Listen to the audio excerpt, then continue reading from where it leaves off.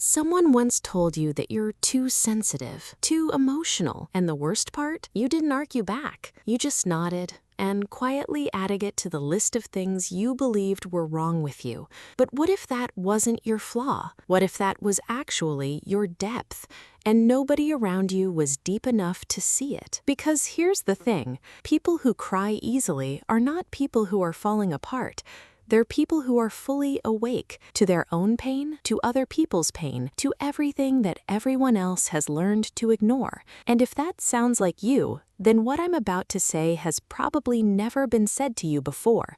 So stay with me. Sign 1. You don't just feel things. You carry them. When something hurts you, it doesn't just pass.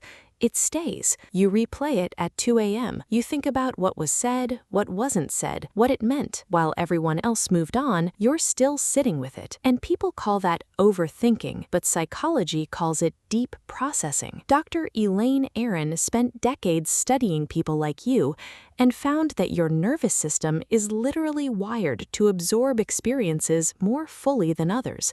You don't have a thinking problem. You have a depth that most people will never understand. Sign 2. You cry at things that have nothing to do with you. A stranger's story, a scene in a film, a song that hits at exactly the wrong moment. And you're there, crying, wondering why you're so affected by something that isn't even your life. Here's why. Research on mirror neurons shows that highly empathetic people don't just understand someone else's pain, they feel it as if it's happening to them. Neurologically, your brain doesn't draw a hard line between your pain and someone else's. That's not you being dramatic, that is your nervous system refusing to look away from what hurts. Sign 3. You've been told to toughen up more times than you can count. And every time someone said that, a little part of you believed them. You started apologizing for crying, hiding it, waiting until you were alone. Because somewhere along the way, you learned that your emotions were too much for the room.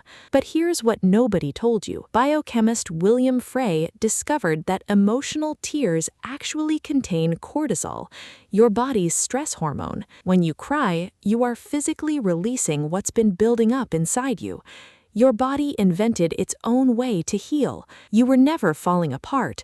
You were always putting yourself back together. Sign 4. You feel the energy in a room before anyone speaks. You walk in and you already know something's off. Someone's upset. The tension is there even when everyone's pretending it isn't. You pick up on things people don't say. The shift in tone, the look that lasted a second too long, the silence that felt heavy. You've probably been told you're too perceptive, or that you read too much into things, but you weren't reading into anything. You were reading everything correctly. Most people just aren't paying that kind of attention. Sign 5. You love deeply, and it costs you. When you care about someone, you really care. You remember what they told you months ago. You notice when they seem off. You show up fully. But that same depth that makes you an incredible person to love is also the thing that leaves you exhausted, because you feel the distance when it comes. You feel the change before it's even spoken. And when someone leaves or pulls away, it doesn't just sting, it goes all the way in. That's not weakness, that's what it looks like when someone actually means it. Sign 6. You've wondered if something is wrong with you. And this is the one that really matters, because you've sat with that question, haven't you? In quiet moments, after crying over something others brushed off, after feeling things nobody else in the room seemed to feel. You've wondered if you're too much, if you need to be fixed. You don't. Brené Brown's research on vulnerability shows that the people who feel most deeply, who let things actually reach them, are also the ones capable of the most genuine connection, the most honest love, and the most meaningful lives. The world didn't need you to feel less. It needed you to finally stop apologizing for feeling at all. So the next time someone calls you too sensitive, let them, because you now know what they don't. Your tears are not a sign that you're breaking.